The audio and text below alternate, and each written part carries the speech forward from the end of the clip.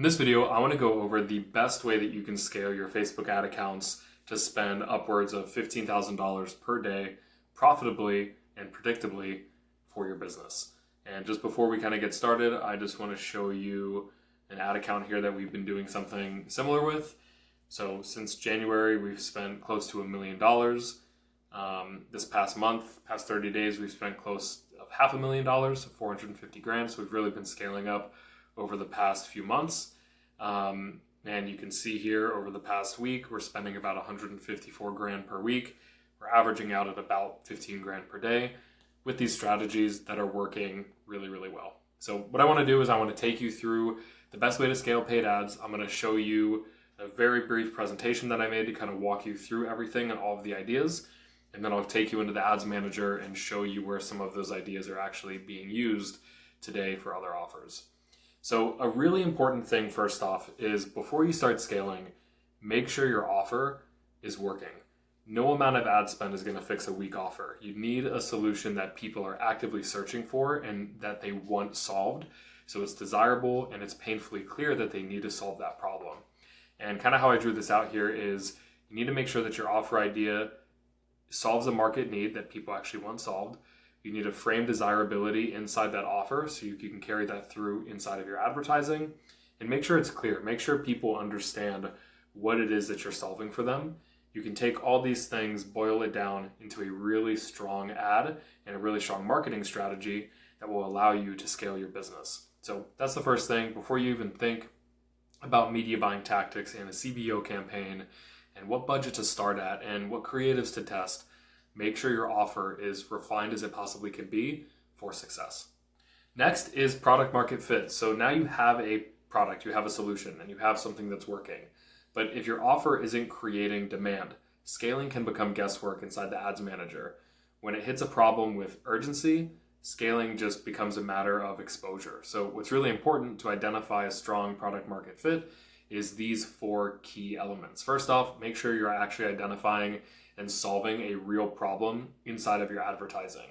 If I go into an ad example here of mine, which I can pull up really quickly, you can see in all these creatives, we're solving a very specific problem. Scaling shouldn't be a gamble. Ad vault that turns scrolls into sales. Swipe the ad templates backed up by 15 million in ad spend. It's solving a very specific problem. Make sure you're doing the exact same thing in your ads. With that, you're going to have demand that's coming from that. And what you'll then be able to do is scale your exposure by just solving those real problems and solving the demand that your product or service actually fulfills. Okay, so once you have a good thing, a good product, good offering, and I'll assume that most of you watching this maybe already have that. So this is really going to be the big meat and potatoes of this video, and that's creative volume over creative genius. Scaling isn't necessarily about the perfect ad. It's not about having the most expertly written and crafted ad copy. That can definitely help, but I would rather you, especially in paid ads, spend more time making more big swing tests, more variations, versus trying to write one very, very perfect ad. Most of the time, the thing that you think is going to work doesn't work at all. And testing as much as you possibly can, duplicating, trying big swings is where a lot of the results are going to come from. It really comes back to the 80-20 principle. 80% of the results that we have come from the 20% of the very big swings that we take, not the iterative smaller tests. They can help, but producing as many variations as you can to get those insights are going to help you scale. And that leads me right into this next point, which is having a strong creative testing cycle. What allows us to test and scale so much is because we're testing dozens of creatives.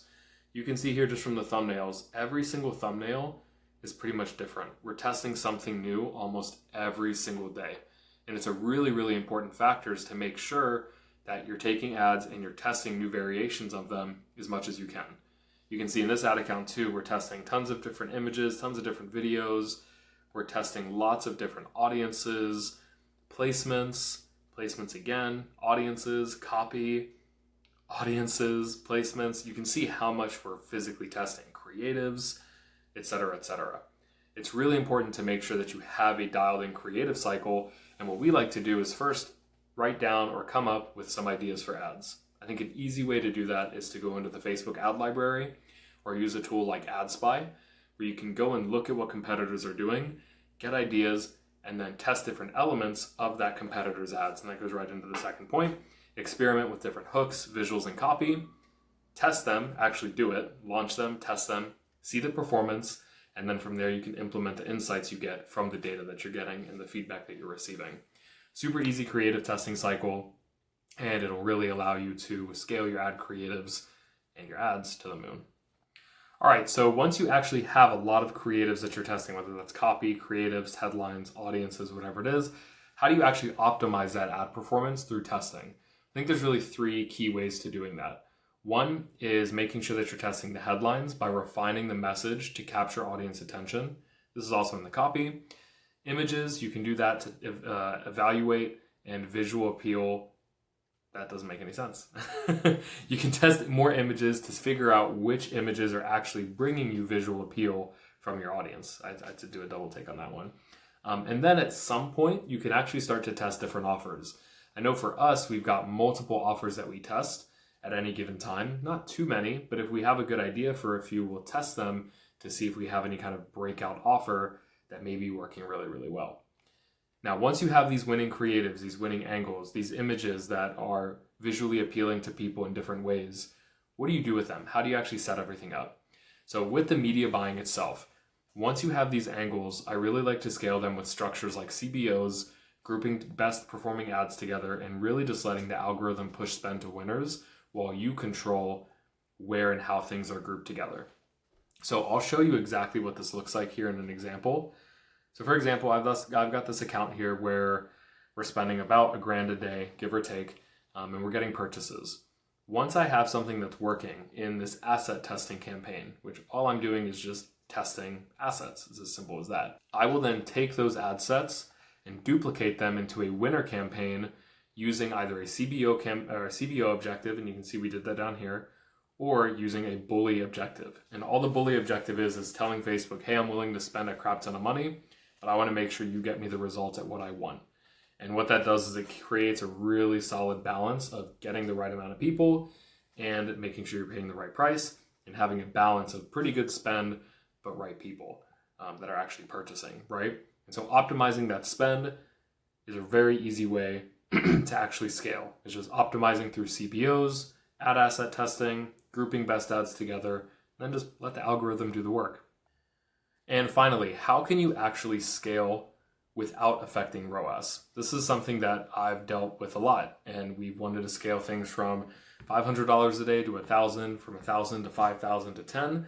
How can you do that without hurting return on ad spend? Well, a lot of the time when you do scale, return on ad spend will go down. So it's important that when you're at lower spend, the return on ad spend is as high as you can possibly get it. Because assume that when you scale, you're gonna lose 0.5%, maybe even 1% at the beginning. But once you figure things out, once the algorithm gets used to it, you can kind of go from there. So first thing is gradual budget increases. I like to increase ad budgets between 10 to 20% per day, as long as they're performing well. However, what you can do is something called riding the wave. And I'll show you an example here inside of this ad account.